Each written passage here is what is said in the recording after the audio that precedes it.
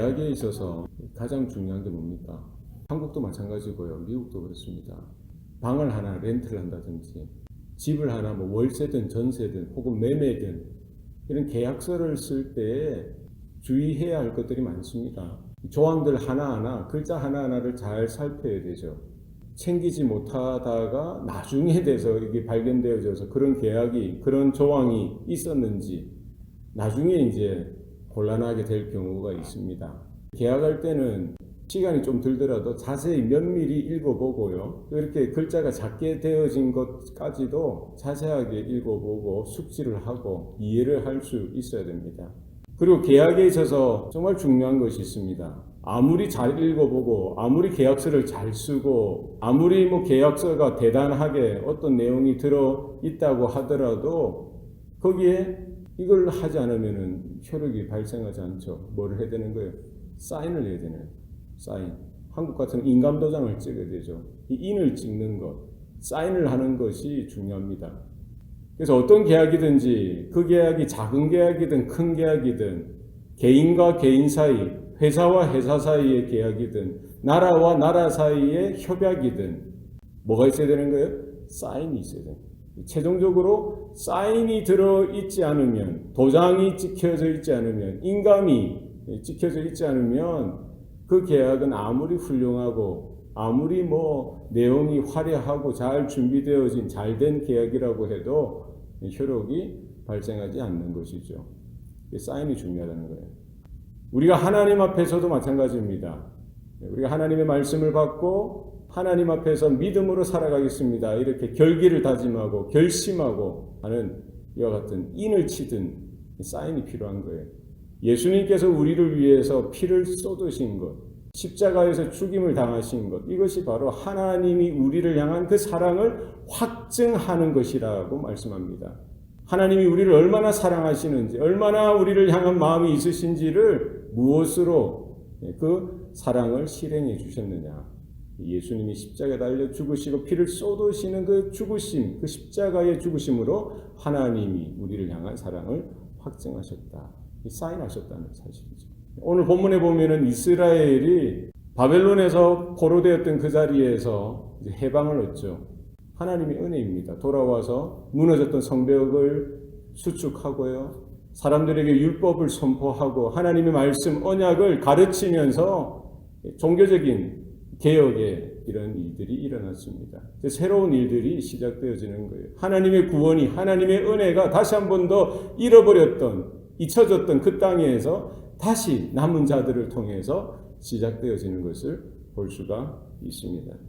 특별히 느헤미야 10장은 무슨 내용입니까? 하나님의 부르심 앞에, 하나님의 구원 앞에서, 하나님의 은혜 가운데 지금 이스라엘이 하나님의 율법, 하나님의 언약, 하나님의 약속된 말씀 앞에서 우리는 이와 같이 살아가기를 원합니다. 이와 같은 삶을 살아드리겠습니다 하고 뭐를 하는 거예요? 사인을 하는 시간을 가집니다. 서약을 하는 시간을 가지는 거예요. 오늘 1절에 보면은 그 임봉한 자는 하면서 지금 제사장들의 이름과 레위 사람들의 이름과 이스라엘의 지도자들의 이름을 거론하면서 거기에 기록되어져 있지 않는 그 모든 이스라엘 백성들이 함께 모여서 하나님 앞에 마음을 드리고 삶을 결심하고 서약하는 그런 시간을 가졌던 것을 볼 수가 있습니다. 우리 모든 성도들에게도 이와 같은 일들이 있어야 되는 것이죠. 주님께서 나를 위해서 무엇을 하셨는지, 하나님께서 나를 위해서 어떤 일들을 하셨는지, 그 은혜와 사랑, 하나님의 구원을 확인하고 나서, 하나님의 말씀을 받고 나서 우리가 하나님 앞에서 이와 같은 삶을 살아드리겠습니다. 여전히 우리는 부족하죠. 여전히 우리는 어려운 상황이지만 하나님 앞에 우리의 마음을 다짐하는 것입니다. 너희는 마음을 다하고 뜻을 다하고 힘을 다하고 내 목숨을 다하여 주 너의 하나님을 사랑하라. 이와 같은 요구와 부르심 앞에 그렇습니다. 주님, 저는 그와 같이 살아드리길 원합니다. 우리의 자녀들과 우리 가정이, 우리 교회가 그와 같은 헌신과 희생과 드림의 삶을 살아드리기를 소원합니다. 하고 이렇게 결심하고 결정하고 결단하는 시간들이 필요한 것입니다. 이것이 매일 일어나는 것이죠. 아침마다, 그리고 새로운 달이 시작할 때마다, 새로운 해가 시작할 때마다 이와 같은 마음으로 우리가 하나님 앞에 결단하고 결심하는 일들이 날마다 있어야 할 것입니다. 이들이 이렇게 헌신을 서약 가운데 마음을 하나님 앞에 드렸던 것이 무엇입니까? 헌신이라는 것은 몸을 드리는 것이죠. 우리의 몸을 드립니다. 이 헌신을 서약하는 거예요. 이것은 우리의 마음을 드리는 거예요. 우리의 뜻을 드리는 겁니다. 우리의 모든 것들을 드리는 것이죠. 우리의 물질도 드리고요. 우리의 예배도 드리고 모든 것들을 드리겠다라고 다짐하는 것입니다. 이 몇 가지로 그들이 하나님 앞에서 오늘 본문을 통해서 그들의 마음을 드렸던 것을 볼 수가 있습니다. 이방인들과 이제 더 이상 교제하지 않겠다는 거예요. 이방인들과 이제 절교하고 단교하겠다는 겁니다. 하나님께서 모세를 통해서 주셨던 그 율법대로 모든 율례와 규례와 법도를 지키는 삶을 살아드리겠다는 거예요. 그래서 더 이상 이방인들의 그 딸을 며느리로 맞이하지 않고 자기들의 딸들도 이방인들에게 며느리로 주지 않겠다는 거예요.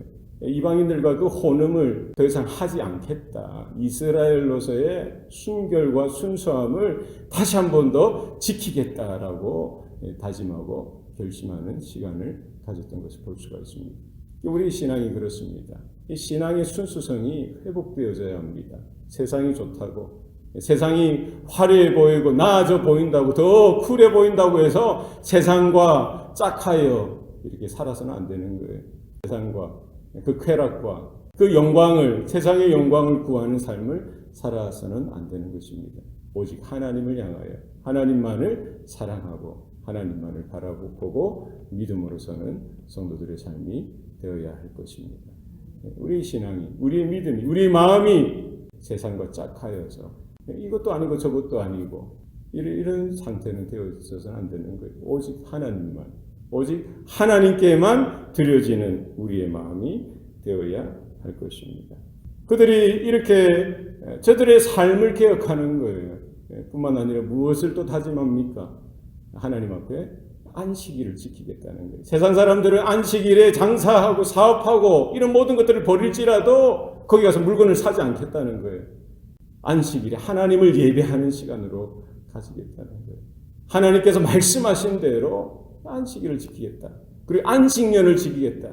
그리고 각종 절기들을 지키겠다는 거예요.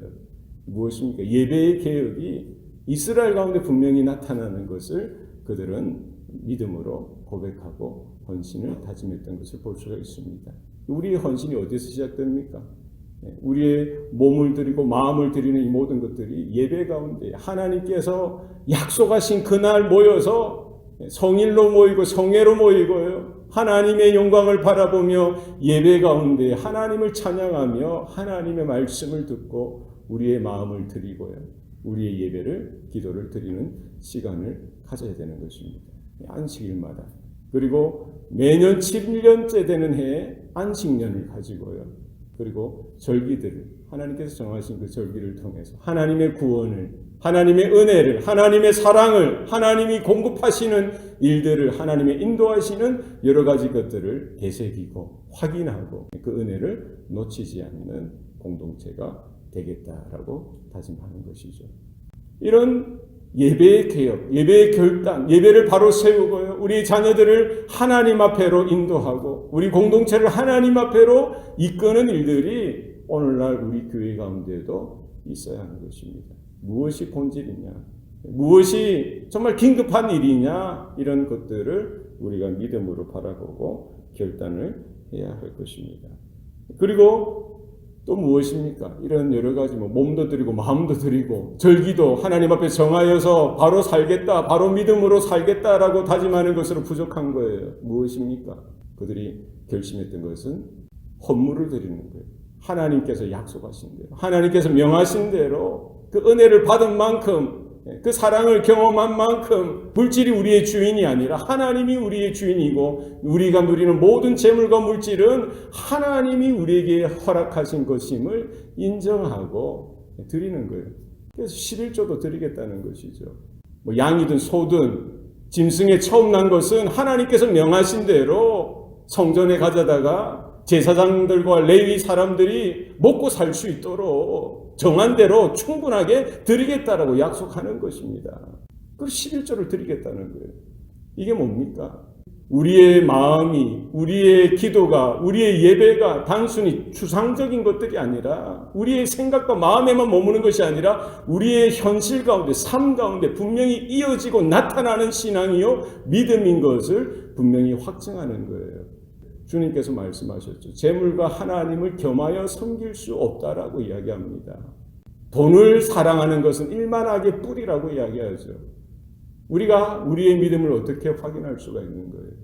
물질을 하나님 앞에 온전히 맡기는 그 삶을 통해서 우리의 마음만 회개하고 돌이키는 것이 아니라 우리의 돈주머니까지 온전히 회개하는 것으로 우리 스스로가 하나님께서 주신 그 모든 율법과 규례와 법도 하나님의 언약까지 하나님의 말씀을 따라 순종하며 살아드리는 그 신앙의 삶을 확증하는 그런 사건으로서 그런 표현으로서 하나님 앞에 우리가 헌금 생활하는 거예요.